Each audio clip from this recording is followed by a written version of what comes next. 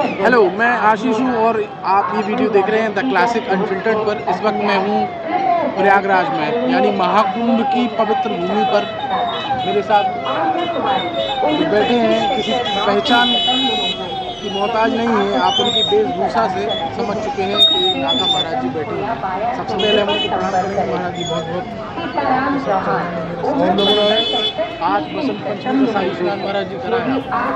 बिल्कुल, शाही स्नान प्रातः काल जाके 4:15 बजे गए, लगभग 6 बजे शाही स्नान हमारा हुआ और ये अमृत कलश की पावन बेला थी।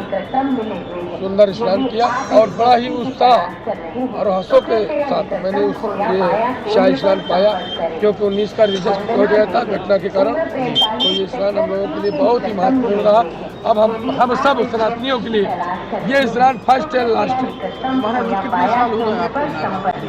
13 वर्ष की आयु से इस परंपरा में हूँ, अपने संन्यास परंपरा में। और 2004 में हमारा संस्कार हो गया था जूना अखाड़े से।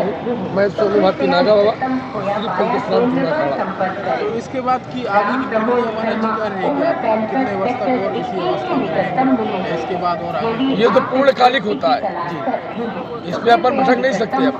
अब तो मैया गंगा की गोद में है और इस मैया गंगा की गोद में ही समा जाना है नागा होते हुए।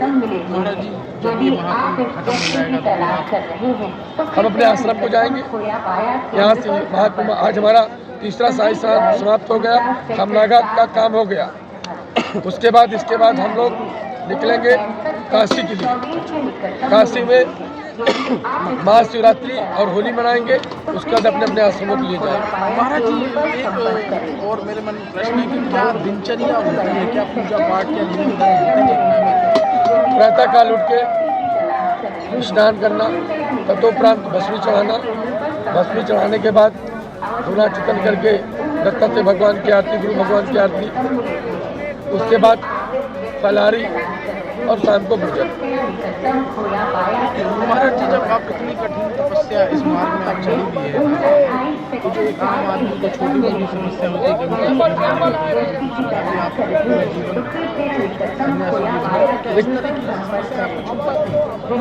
अपने को तो नहीं छुपाती, लेकिन जब वृक्ष होता है यदि हवा चलती है तो हवा सबको लगती है।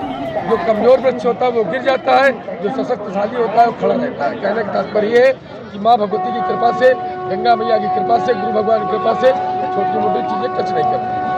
ये इंटरव्यू आप क्लासिक अनफिल्टर्ड पे देख रहे हैं, जिसका मतलब है सब कुछ खुला खुला।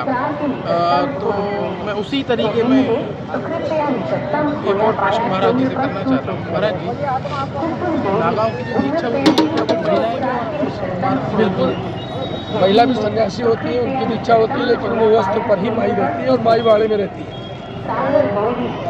कितने अखाड़े हैं जो नागाओं की दीक्षा?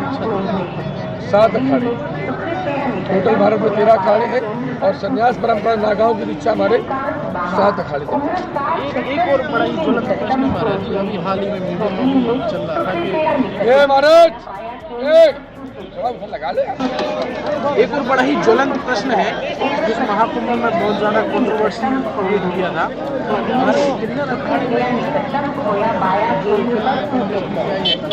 ममता कुलकर्णी को महामंडलेश्वर बना दिया गया। उसके बाद कुछ लोगों का मत था कि हाँ वो जायज़ है, कुछ लोगों का, कुछ संतों का मत था वो जायज़ है। आपकी क्या आपका? देखिए, इस पर हम एक छोटे साधु हैं, हम नागा साधु हैं, लेकिन हम पदाधिकारियों के दृष्टि से छोटे साधु हैं। जो हमारे उच्चतम पदाधिकारी हैं वो जो निर्णय लेंगे वही सर्वमान्य है, क्योंकि किन्नर अखाड़ा भी हमारे जूना अखाड़े से टच अखाड़ा है।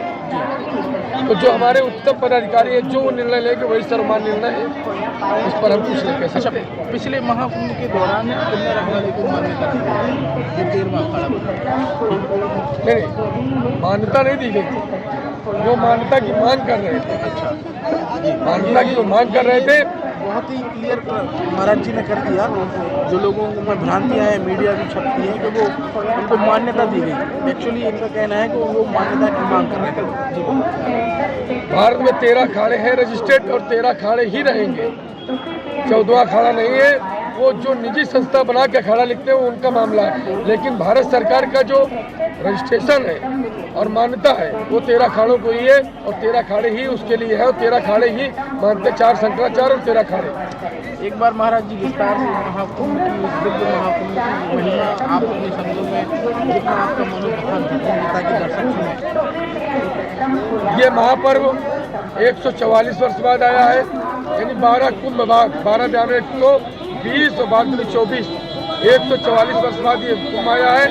और ये हम सब सनातनियों के लिए जो लोग इस मृत्यु लोक में अभी उपस्थित है, 140 साल कोई 44 साल जी नहीं पाएगा, इसलिए ये फर्स्ट एंड लास्ट कुंभ है। और इस पावन धरा में आके निश्चित इसका लाभ लें। जो भी जिस रूप में जहाँ से आ सकते हैं वो निश्चित आए, और नहीं आए तो जिस रूप में इस प्रयाग में सहयोग कर सकते हैं निश्चित करें और अपने जीवन को सार्थक और कृतार्थ बनाएं। बहुत बहुत धन्यवाद महाराज जी।